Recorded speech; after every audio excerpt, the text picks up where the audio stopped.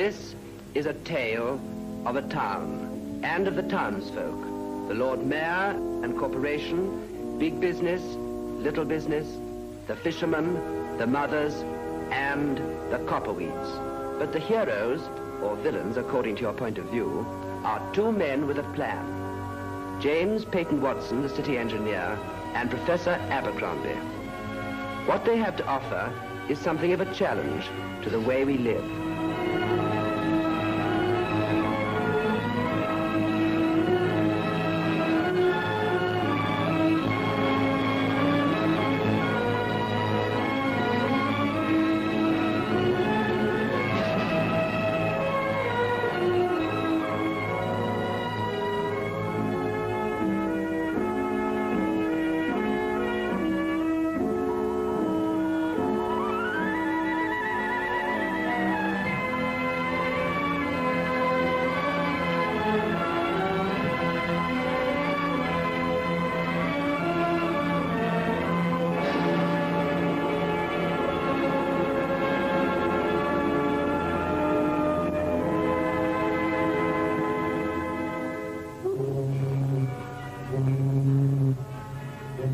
It began, as far as I'm concerned, when we docked at Southampton.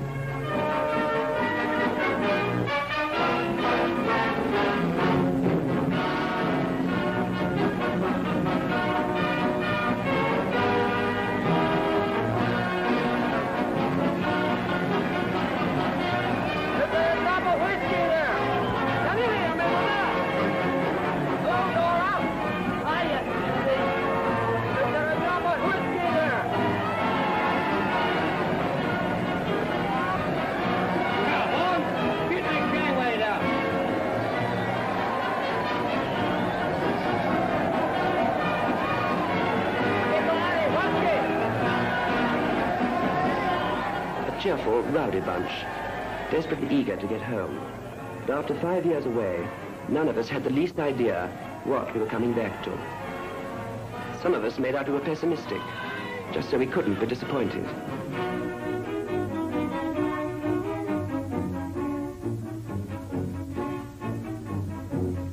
What now? No home, no job, and a paper shortage. Fine thing for a writer to come home to. Trafalgar Square seems to have shrunk. The time of destruction is ended. The era of reconstruction begins. What's that got to do with Nelson, anyway?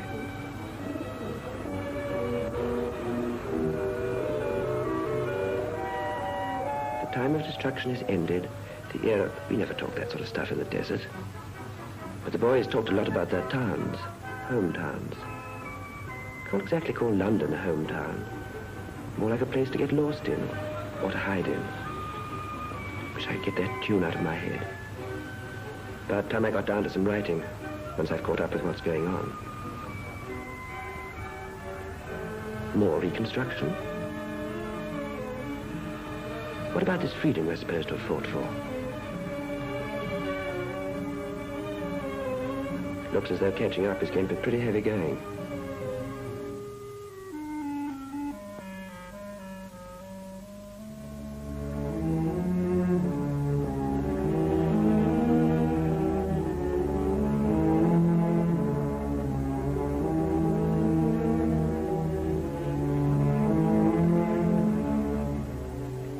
No harm done, even if he doesn't reply.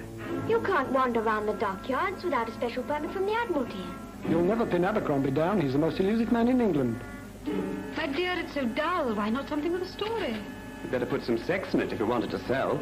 Planning's all right on paper, but it'll never come to anything. If it's for the green identity card, you have to have 3. There's no accommodation and nothing to do at night. There's one at 10:30 in the morning, but you'll probably have to stand. Next, please.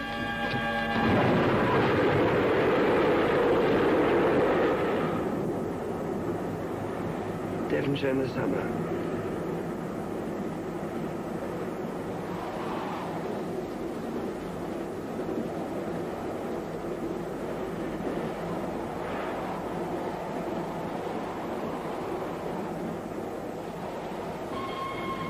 Thanks.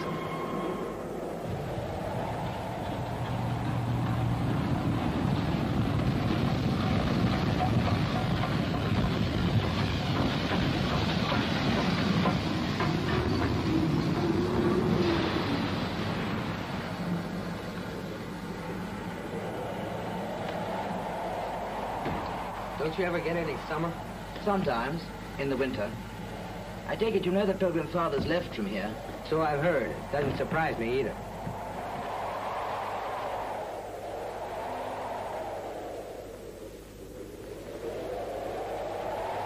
I'll be seeing you.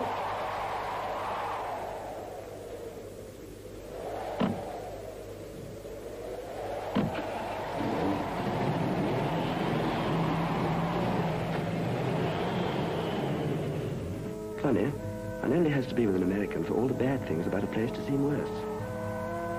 He might have done better in the way of a station. Hope I'm going to like it here.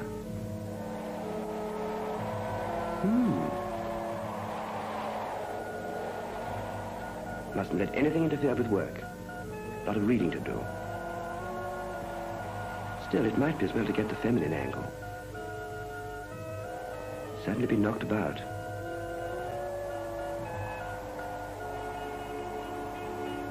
Palm trees. If they only had them at the station, sunny Devon wouldn't have seemed quite such a myth.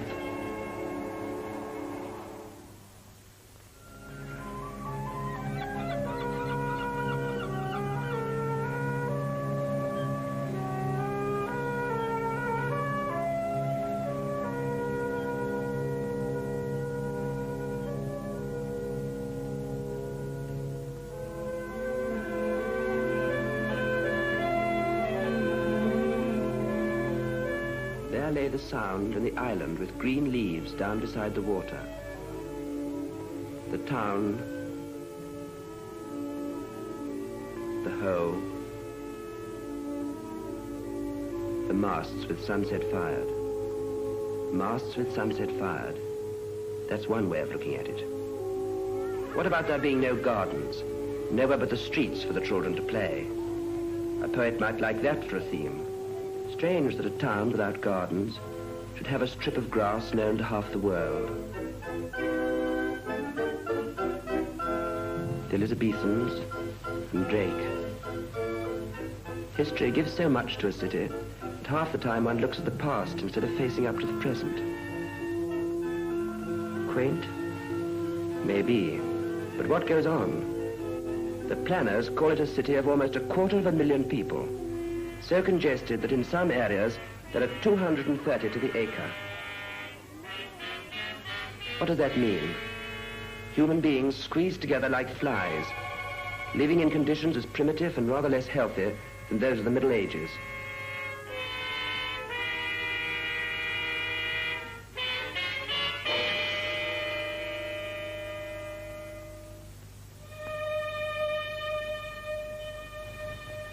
There's the Mayflower Stone. History again. People come from the States to look at it. We think of America when we see it. Perhaps there's something more to be made of that. And it's the nearest port for America. And it's as a port that the town has grown and prospered. It was the first town to send a woman to Parliament. Lady Astor was the undefeated candidate for 25 years. And coming from Virginia, history gave the city another link with the United States. And what are the surroundings? Pure picture postcard with all the appropriate adjectives. The rolling farmland, shimmering streams, lush valleys, old world villages, winding lanes, and the windswept moor. It might be the most beautiful setting in the world, but eating into the farmland are loosely scattered houses, unplanned housing estates and sprawling suburbs. This was Plymouth until...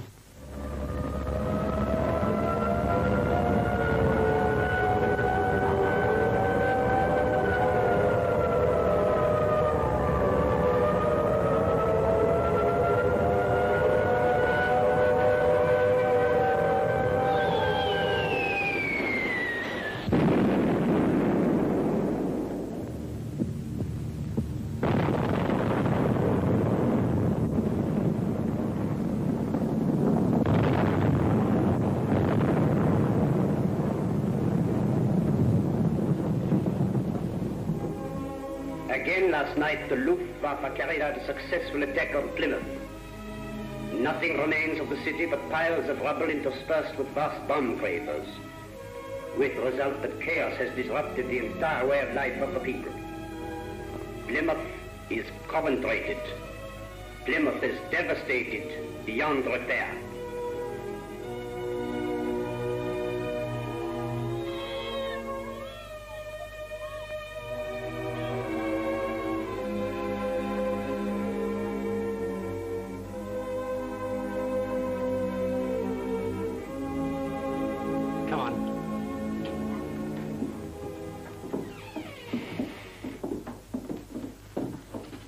Take a seat, please. There you go.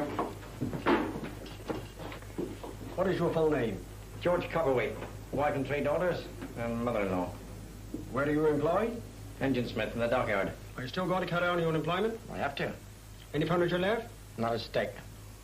Well, I'm afraid your billet will be a good way out. That means up half the night to get to work.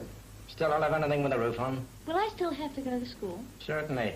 That's a thing I shall have to look into. The schools are already overcrowded. Wouldn't do it any harm to stay home and learn a little housework.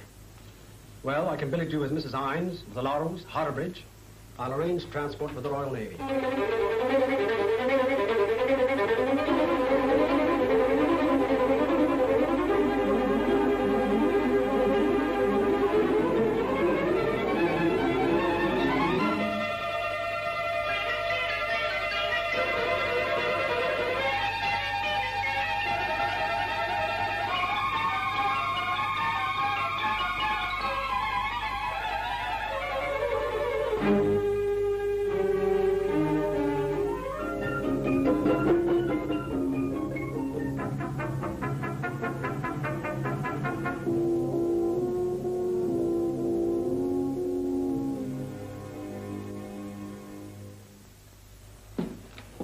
I've had a word with Mrs. Hines. She says we'll be quite separate.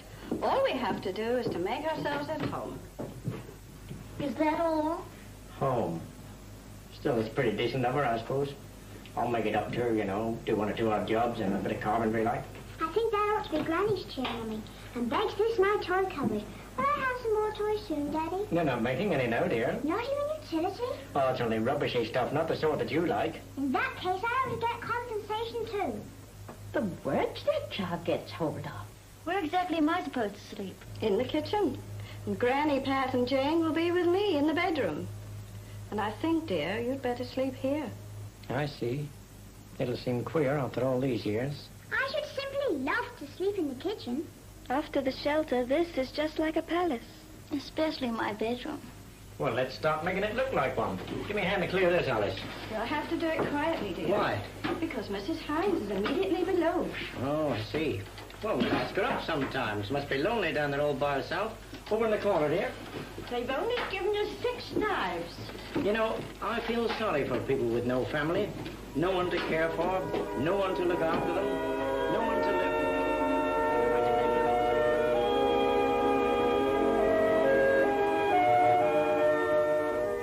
Plymouth was more devastated than any other town in England. There was practically nothing left of the city centre, a fact that could be looked at in 2 ways.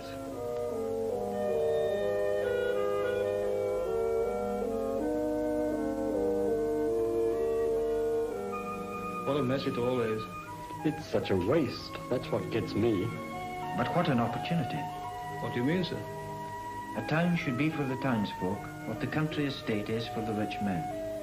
A pleasant home to live in. Without this, we might never have had the chance. Tidying up the town became an industry all its own. And it didn't take as long as you'd think.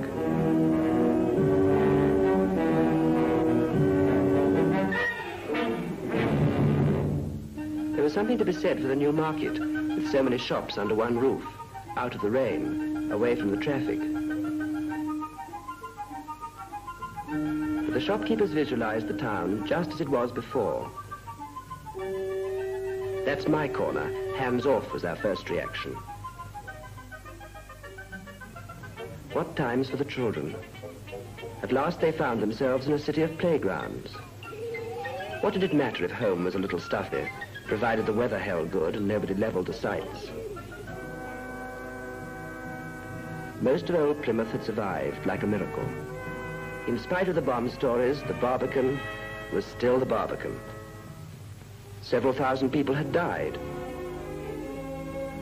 But flowers were planted at St. Andrews and services held among the ruins.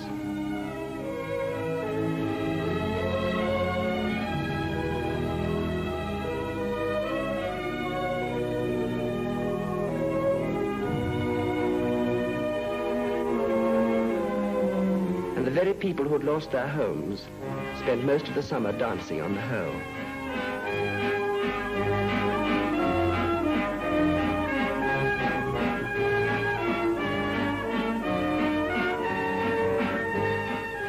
There was a new spirit in the air and a new movement afoot. I want a series of charts that people can understand. What have you got in mind, sir? I want to show what makes living in cities unpleasant. The wardens that some people live in, the traffic bottlenecks, and the lack of open spaces. That's going to mean a complete survey. It's not my idea of a summer holiday. I don't know, there's something rather depressing about 10-year plans and vast schemes. Why, what would you do? Let everything drift? I don't know. I wonder if this isn't all a bit remote. Have you ever been run over? No. Have you ever been in the slums? I can't say I have. Have you ever looked at a housing estate? I try not to. I suggest you stop trying and go and have a look at the Effort estate and gate crash the mothers' meeting. Why? Then you'll see for yourself whether all this is remote or not. A mothers' meeting? Not bad at all. Yet it doesn't compare with the old villages.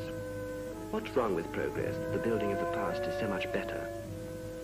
Now, who'd want to break up a signpost? Rather a nice one, too.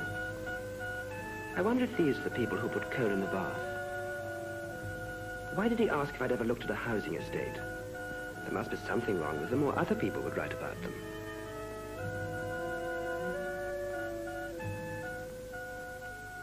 That looks like something from the Grapes of Wrath.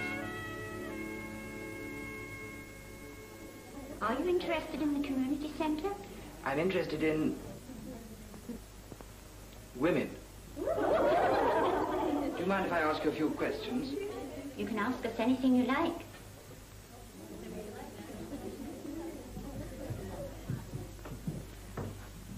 I don't know where to begin.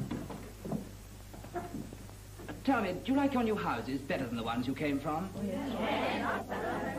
Any complaints? Yes. What are they? Not all at once. What about you? Well, the houses are too far from the shops. What with the hill and the pram? There's no proper wash house. All the washing's done in the kitchen, and the whole place fills with steam. Yes. And it even spoils the walls of the living room. The water in the bath doesn't run properly. It's got to be filled with buckets. And I've got 4 children. It takes me from 5 to 10 to bath them. I want a larger house. I have 7 children with three bedrooms. A boy of 15 wants a room of his own. I don't see how you manage to do all the work. 7 children, the cooking, the shopping. Well, I mean, it has to be done, hasn't it? I mean. And yet you want a bigger house. That means more work. I noticed out there a lot of trees chopped down and a signpost broken. Well, what can you expect? The children got nowhere to play and you can't look at them all the time. Some people are advocating a return to the village green. That is, everyone has their own back gardens, while the houses face onto a large green. Would you prefer that? Well, thank you very much. I've learned quite a lot. The whole place fills with steam. You have to fill the bath with buckets. A boy of 15 wants a room to himself. What was it Shaw said? Man's house hasn't changed as much in 1,000 years as a woman's bonnet in a score of weeks. And yet when he goes out to kill, he carries a marvel of mechanism.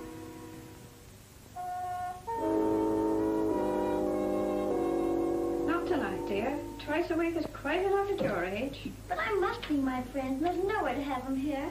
I don't mind you going to Dorothy's. But they're crowded out too, especially now at Dick's home. George, are you sure you filled in that form for the prefabricated house? For the 20th time, yes. All 6 of them. Well, why don't we get an answer? Don't ask me. Ask the government. If we do get one, I hope to goodness I'll get a room of my own. And me. And me. As long as it's a place of our own, I'll put up with anything. That's what you say now. But it will only be temporary. Permanent temporaries, I call them. Do you know what they cost? 700 quid. I'm worth about 3, I reckon. Well, please, may I go out?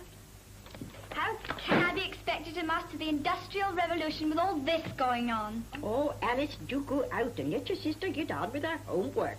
And mind you're back not a moment later than 10. All right. Well, goodbye, everybody. Some people have all the fun. Put the key under the mat in case the buses run late.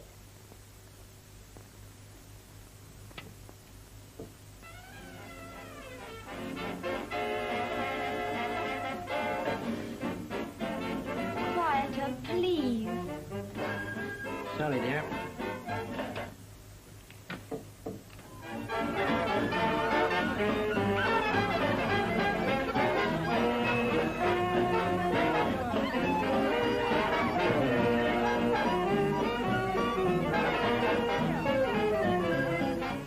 Wish I wasn't alone. Dorothy's late.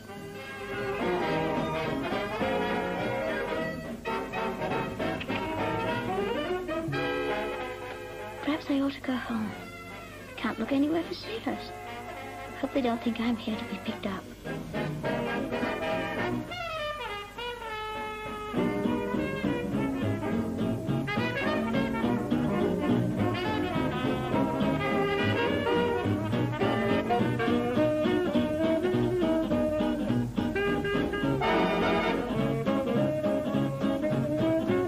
Cheek. What does he think I am?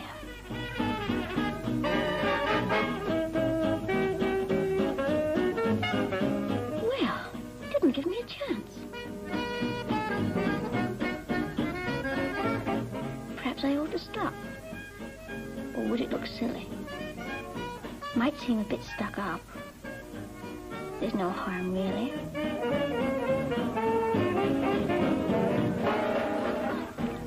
There's Dorothy at last. He's trying the same thing with her. That shows what he's like. Hope she won't let him get away with it.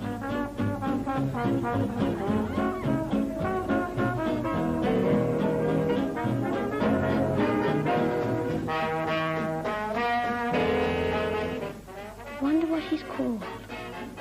Bet it's Hank or something like that.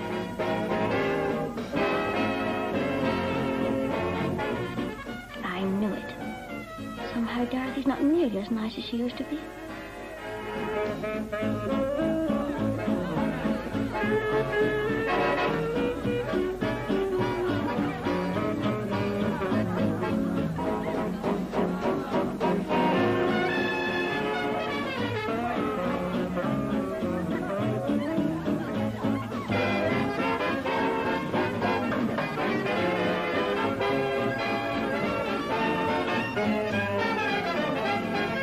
Jimmy and Jock. Think I'd like to be friends with both. Good thing Father can't see me now. I'm wearing a hole in my shoes. But it's worth it. He never stops chewing. But I like the way he smiles. Englishmen can't dance like this. It's not just to put an arm around a girl either. He really likes it. Fun dancing in the fresh air. I'd like to go on dancing all night. Just dancing and dancing. And dancing and dancing and dancing on the whole. Just as they did all through the ages. The Victoria's Jubilee. When Napoleon lay captive in the Sound. And in the days of Drake. Perhaps it's worthwhile trying to recapture the spirit of the past. The spirit of Shakespearean England. This royal throne of kings, this sceptred isle, this earth of majesty, this seat of Mars, this other Eden, demi-paradise. This fortress, built by nature for herself, against infection and the hand of war, this happy breed of men, this little world, this precious stone set in the silver sea, which serves it in the office of a wall, or as a moat defensive to a house, against the envy of less happier lands. This blessed plot, this earth, this realm, this England. There's no need to be so bitter.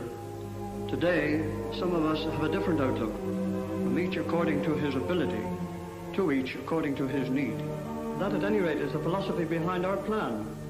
We want to build so that everyone will have a chance of living a full life. That sounds very nice, but is it really practical? I'll leave that for you to judge.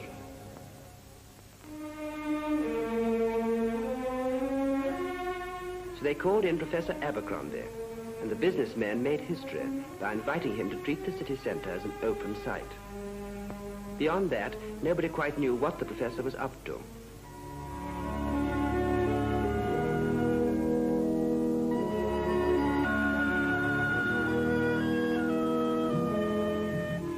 Here's a spot in the heart of the city where people can escape from the jostle of the crowds and go right back into the 16th century. What fine old buildings these are, with their thick walls, limestone and granite, built to weather the centuries, even stood up to the Blitz. This should be preserved, whatever happens. But in the new plan, we mustn't copy it. Modern building should make an effective contrast. This is just the place to come to after attending a council meeting. They tried, the Victorians, but all they did was to fake the past. Still, it has given spaciousness, and I like the way they've given the civic buildings a square all to themselves. It's a precinct and simplifies traffic. We can do the same with our shops and offices. The old fishing quarters, but all falling into decay. Yet Americans swarm here on their way from the Mayflower Stone. What a pity it looks so drab. All it needs is a few new buildings to harmonize with the old, grass and trees, and perhaps a meeting place, sort of community center. And how pleasant it would be to sit overlooking the harbor and taste the fresh fish. On the continent, they cater for visitors. Here you'd think they weren't wanted.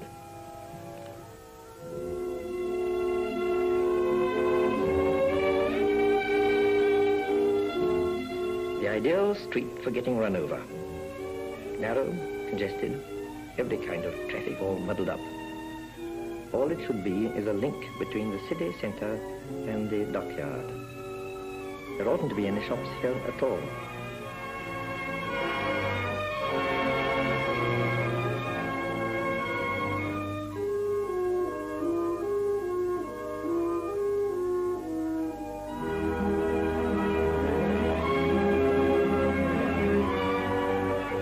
Plymouth needs pale colours to respond to the sunlight. Buildings in limestone and concrete. Flat and vertical masses to give balance and an interesting skyline.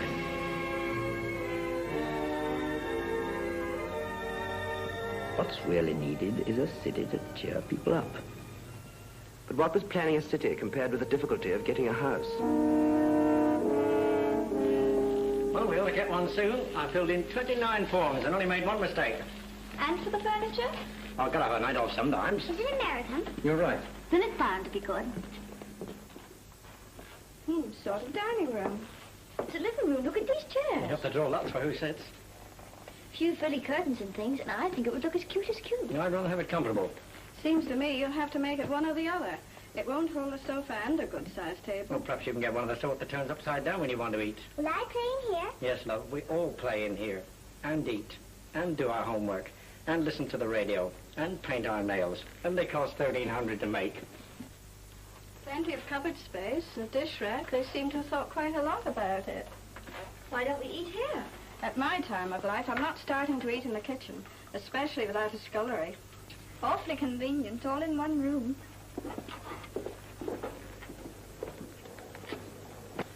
There's only 2 bedrooms. Where's Granny going to sleep? Seem to have heard that before. The thing is, where would we keep everything? There's a cupboard here. I thought that was the other bedroom. Still, there's one advantage. You could tell someone in the next room to put the kettle on without getting out of bed. You could almost put it on without getting out of bed. From the family point of view, there's no room to swing a cat. Whoever wants to anyway. Come away from that mirror.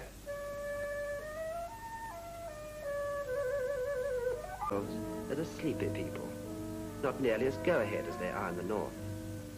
And yet, of all the devastated cities, Plymouth was the first to have a plan. The townsfolk met to hear, as they thought, about an architect's design. But what the professor and the city engineer gave them was something rather different. In all devastated cities, there are some people who long for the past. They would like to see their town rebuilt exactly as it used to be.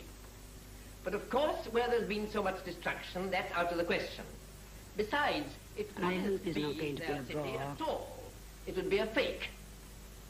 Then there are the cautious, practical people who would like to take a snip here, widen a road there, round off a corner, and in a word, do as little as possible for the improvement of their town. The community What is a town planner? Fellow planners towns. Gets a series Extraordinary. of small improvements that are out of date as soon as they're done. The third approach is to seize the opportunity to make the best possible use of the land in the interests of the community as a whole. I hope I haven't missed my pint for nothing. Won't hurt you. Now, would somebody switch off the lights, please, and we have some pictures. Hilaire Belloc has said that a city, when it becomes congested and refuses to accept its only remedy, is bound to decay.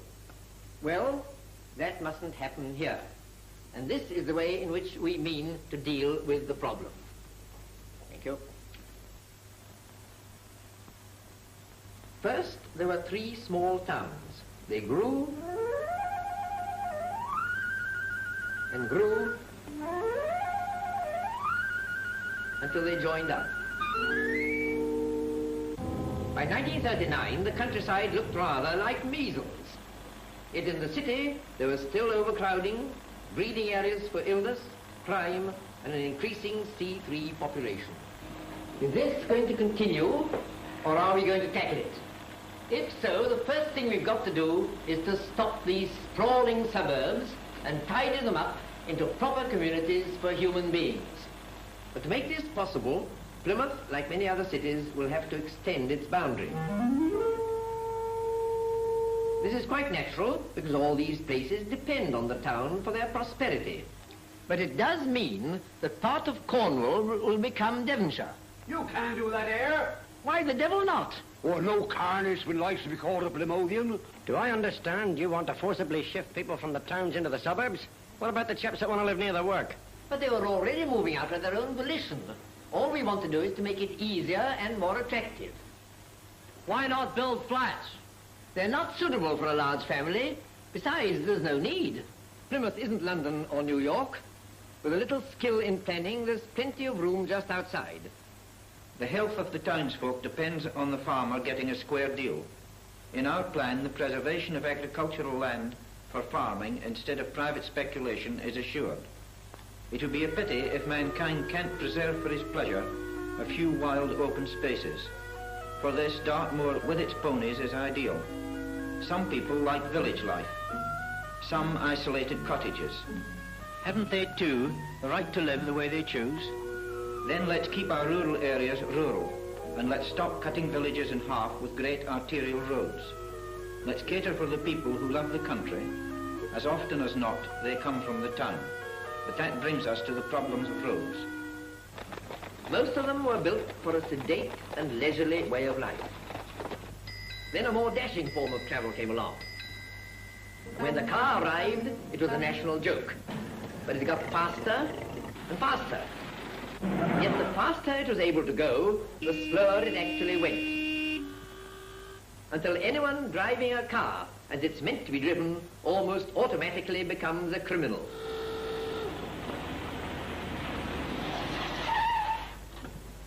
Do you know that the casualties on the road during the war proved that our traffic was far more dangerous than bombing? The main victims, of course, are children. So we spray them with propaganda in the fond hope that they may cease to behave like children.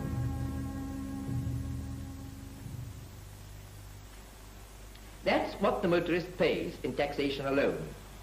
If this sum had been spent on the roads, think of the tragedies that might never have happened. First, we must separate the different types of traffic. For this, we suggest a ring road round the town with several carriageways. And above all, no ribbon development. These roads are purely for traffic. They should have flyovers and bridges. No ugly hoardings. We'd rather have a look at the country. Nor is there any need for petrol stations to become eyesores. Good design is not expensive, and it's invariably more efficient. We suggest bays for parking. And more bridges for local pedestrians. Around the centre of the city, we've planned to have an inner ring road with links to the outer one. Do you know that we are falling far behind other countries with our roads? Look at America. Why should we remain behind the times?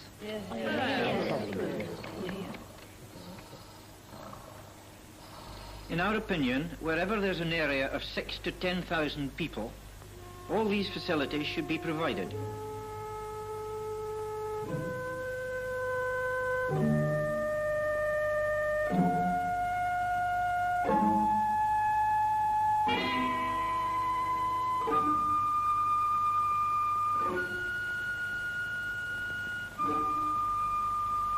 The city of the future should make it easy for people to get together.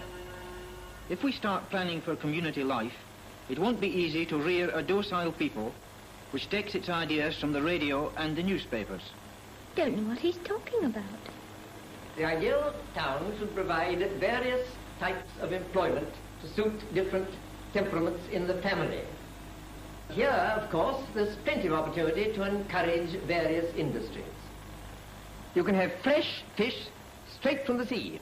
At half the time you're eating fish from the north of England several days old. That's why we consider a town plan incomplete unless it's a regional plan accompanied by regional organization. And now for the key plan for the city centre. In a home, we don't try to eat in the bathroom or sleep in the kitchen. All we've tried to do is to plan the city as we might plan an ideal home. Right down the centre, we've allowed for one monumental feature, a vista.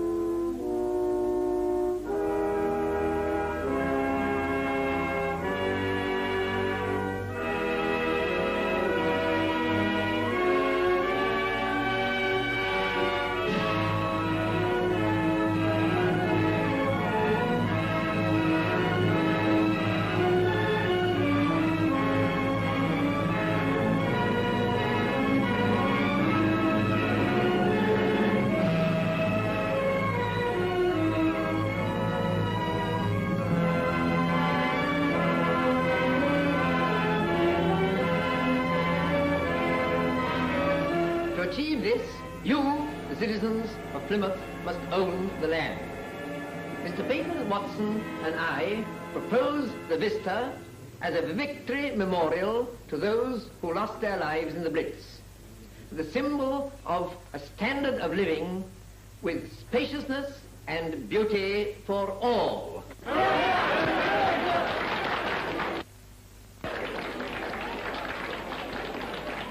Well, sounds all right, but who's going to pay for it? They can pay for the war. We're paying for the war, and I expect we'll pay for this, too. But it's worth it, Daddy. Yes, if we get it.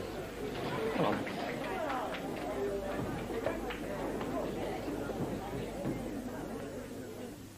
There's going to be lots of trees and green and pots, and it's going to be the most beautiful city in the world. Will there be sand pits? Yes, there'll be lots of sand pits and heaps of swimming pools. Will there be air raid shelters? No, we've seen the last of them, thank goodness. In that case, I'm definitely against the plan. Why? If they're going to take in all the air raid shelters, how am I going to be able to play houses with Susan? The townsfolk were split into two camps, the pros and the anti. Absolute poison to business. I expect there's a lot of old talk, nothing to be done. That's what the election's for. I hear they're going to build a new fish market on the North Quay. Oh, I've heard that. Making the shopping area a precinct is merely an attempt to solve the traffic problem by killing the shopping. But anyhow, you couldn't get rid of Barbican if you tried. The Barbican's the soul of Plymouth. Pity they weren't interested before the war. Then they could have seen us throwing the fish back into the sea night after night, year after year. And finish the end of the week up on the parish. This vista doesn't help either. The city's got to be rebuilt anyway. If we don't get a fair chance to compete with the large stores, that'll be the end of us, and the plan doesn't provide for that. Our fathers put up a long fight to secure the freehold system. Yeah, they've been talking about that this last 50 years. But at least a poor plan is better than no plan at all. Lord Astor led the pros in the House of Lords. My lords, we need new powers. Powers to check urban development, powers to prevent factories being put up on choice market garden and farm land, powers to stop the old scandal when there were empty factories and idle hands in one region, while in another district new factories were being put up on residential sites. And above all, we need new powers to preserve our scenery, our hills, our downs, our valleys, our coastline, scenery which has endeared these islands to millions of our men. Such is the power of the Lords that nothing happened. There was no way, apparently, of finding out what the people really wanted.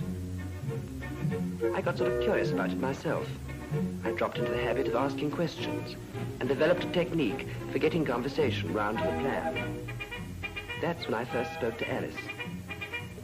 I was walking down the Tavistock Road to the museum where the model was on view. Somehow, I determined to find out what she thought. I managed to get into conversation. Her sailor seemed quite nice too. In fact, they were really a good representative couple. We chatted about this and that, and they seemed quite eager to go into the museum with me. I doubt if they'd ever been there before. Alice knew all about the plan, so she told me, but she'd never seen the model.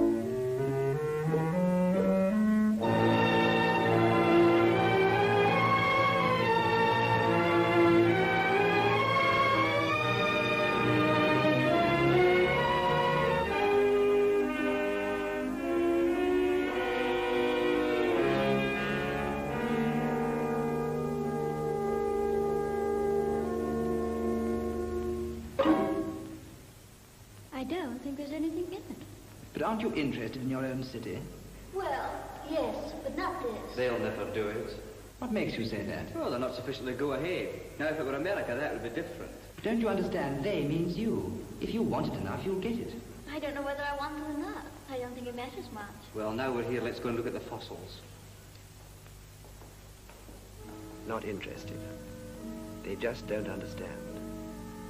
That's how ideas are killed. So much easier to kill an idea than look into it. Or can it be said that a good idea will always find a champion? At any rate, in the same museum, the subject was brought up again. The original council room, incidentally, had been blitzed. Minister of the Reconstruction Committee, Alderman for Clifford Closer. The time has now come for the council to approve the basic principles of the plan. Some of us are getting on in years. Yeah. I wish I were 30 years younger. A great opportunity. Let us have courage, determination, and vision to take advantage of this opportunity and to do something really worthwhile, not only for ourselves, but for future generations. Councillor Taylor will move an amendment calling for an alternative plan. Councillor Taylor. I move this amendment, my Lord Mayor, in the interest of the ratepayers, as great uneasiness exists in their minds concerning the gigantic size of the plan and the fear that they will have to carry an intolerable burden with heavy rates. In the plan, imagination has been allowed to run riot. I am informed that to acquire the land for the city centre will cost nearly £20 million. On the top of that, there is this gross piece of extravagance, the boulevard from North Road Station to the Hoe.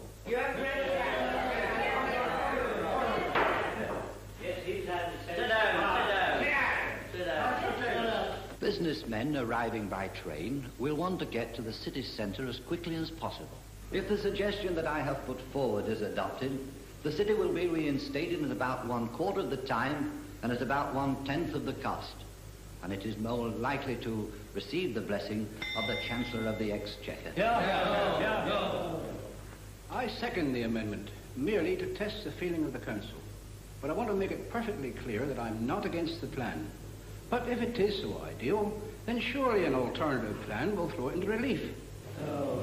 I view the amendment moved by Councillor Taylor, my Lord Mayor, with grave misgiving. For whom does Councillor Taylor think he is speaking? Where there is no vision, the people perish. And I cannot help thinking that Councillor Taylor is speaking for the people with no vision. His illustration of the traveller coming to Plymouth unable to drive his car through the picturesque highway that has been the dream of Plymouth citizens for years, to what does it amount? If he goes on foot, it is the shortest route to the city centre. If he goes by car, it can but add 2 minutes to his journey. The argument is a ridiculous one. The opportunity of raising a city magnificent in proportions and affording glorious opportunities for all its citizens is an ideal for which we should happily aim. Lord Mayor, in my view, it is impossible to rebuild the city under the provisions of the Town and Country Planning Act of 1944. People whose only sin was that they took the main weight of the enemy attack will be called upon to rebuild the city on sites that they are not allowed to own, but merely lease for the short period of 99 years. Short period? Certainly. My Lord Mayor, I think the plan now submitted to us looks exceedingly pretty picture on paper, but completely impracticable. My Lord Mayor, for the first time we are hearing objections expressed to the plan. There have been whisperings in groups and in odd corners. And pubs. This plan, prepared by the finest experts that we could obtain, has been 3 years in the making. Every possible aspect has been looked into. Except finance. Including finance. Mr. Councillor Taylor tells us that the cost of the land will be £20 million. Oh, rubbish. And this fills him with fear. I'm not worried about it at all. The centre of the city will belong to the people of the city, who have created the values in the city and made it a worthwhile place. Is this freedom? We of the Labour Party stand for the plan. And if you care to challenge us on this issue, we shall be delighted to meet the electors. Hear, hear, hear, hear. My Lord Mayor, I welcome the amendment as giving an opportunity for a free expression of opinion. But I feel it is nothing more or less than a delayed action movement. It must be remembered that the plan is not a political issue, and it would be detrimental to the future of the city if it were so. In the meantime, we must proceed with all possible speed within the scope of present legislation. All in favour of the amendment? 1, 2, 3, 4, 5, 6, 7. Against the amendment? I declare the amendment lost. But still nothing happened, until after VJ Day, when a new source of labour came to the town. Plymouth, the Germans had boasted, had been devastated beyond repair. Beyond repair. Then it was found that the houses couldn't be put on the sites without complications from Whitehall. This didn't add much to family harmony. I've a right to do as I like, haven't I? Sitting off and I spend a bob on myself. But where are you going? Down the road. You ought to have a little consideration. I'm sick of the whole place. Sick of being cooped up here with not a shed to work in. But what about me, having miles to walk for the rations? And what about me in the yard with a racket of the machinery all day and home here walking on needles? Don't quarrel. I'm telling you, this is no life for a man. And take your feet off my pillow. Well, I'm off. We're off to. I don't know why I'm trying to make this a home. She's going to make Dorothy, I suppose. As a matter of fact, I am. Where? By the sweeping car. I don't hold with young girls walking alone on the hoe at night. If she is going to meet Dorothy, all right. But I've got my doubts. If you don't believe me, why don't you come too? All right. I will. And I shall have a lovely evening sitting home knitting. Oh, don't go and put your hat on and don't make a fuss. You haven't said good night. Good night, darling. I'd never put up with all the questioning Alice gets. When I grow up, I'm going to leave home and have a room on my own. I don't care where it is, so long as I'm on my own.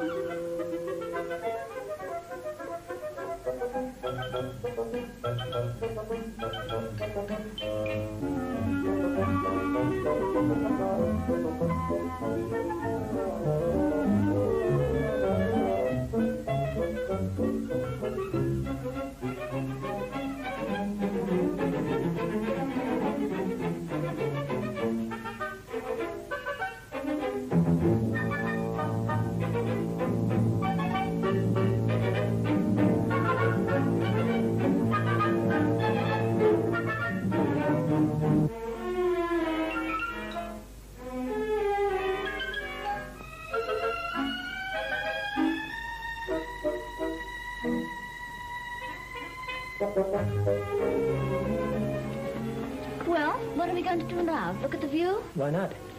Only that we're going 5 miles to see it and there's nothing to look at. I wouldn't say that.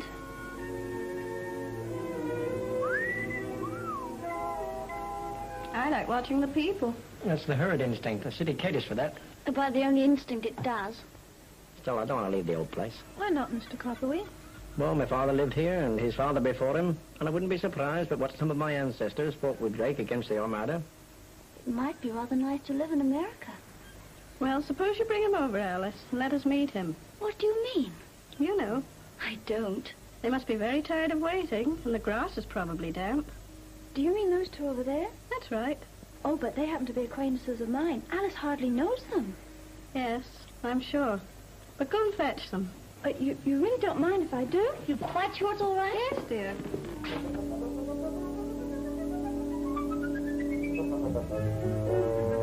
I knew there was something going on, but how did you twig? I think I know my own daughter. Well, why can't you be open about it? Perhaps it's our fault in some way or other. You think it's all right? I hope so. Trouble is with her looks, you can't be too careful. Perhaps you can, George.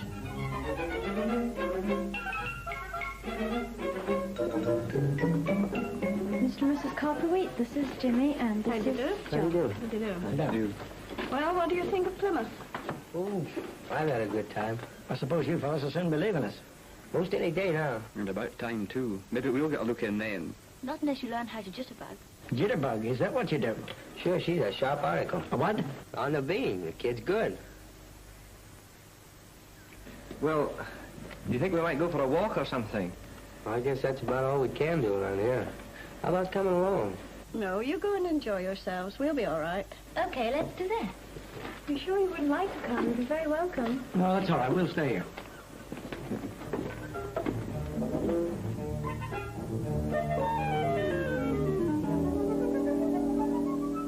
She's too young to go larking about with Americans. There's no harm in it. Well, where do they go? What do they do? Where is there to go? Dancing, the cinema, the home? It probably takes her in the pubs. Well, the billet's no place to entertain. Strikes me it's time we had a home. And what'll we get? A rabbit hutch. I don't know what it's all coming to. First the dole, then there's the war, then there'll be exports. One day, I suppose, the workers will wake up when the little one's a grandmother. Out of the growing discontent, new leaders arose to fire the citizens with hope. But how are we going to pay for it all? That is the question which everyone is asking. It is the vital question. We say it is unfair that the whole burden of rebuilding the Blitz cities should fall upon those who had to bear the brunt of the bombing. There are many towns and cities in Britain which have never heard Hitler's bombers overhead, which have never suffered the wounds and horrors which we have seen in the streets of Devonport and Plymouth. We have a right to aid from the nation. We say the burden must be shared. By this plan, we can make ours one of the most beautiful cities in the whole wide world. Yeah. And if we are given the aid which we deserve, we shall do it. Yeah.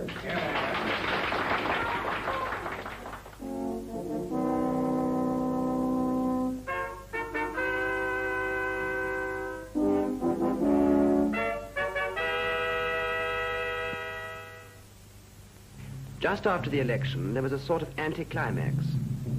Naturally, things couldn't get better overnight.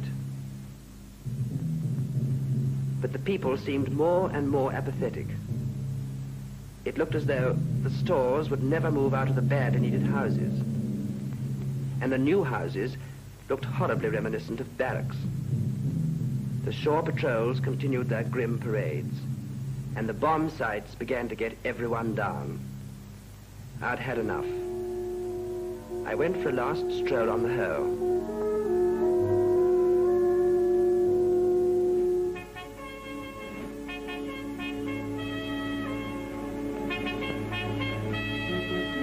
I don't like war memorials, and yet somehow I always find myself looking at them. And then I noticed something rather odd.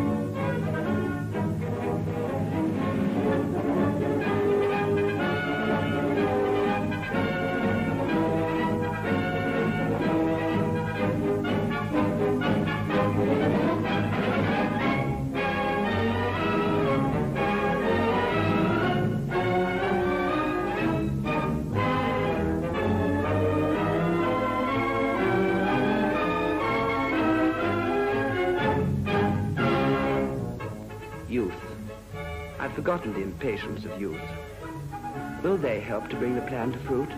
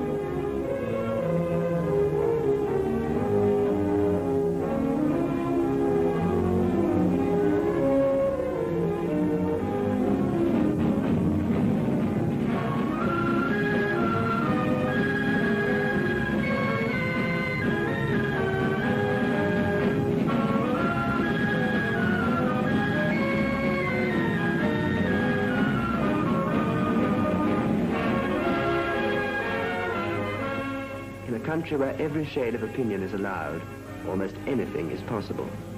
Cities of tomorrow, what will they be? Who can tell? For their story is still being written by the citizens of today.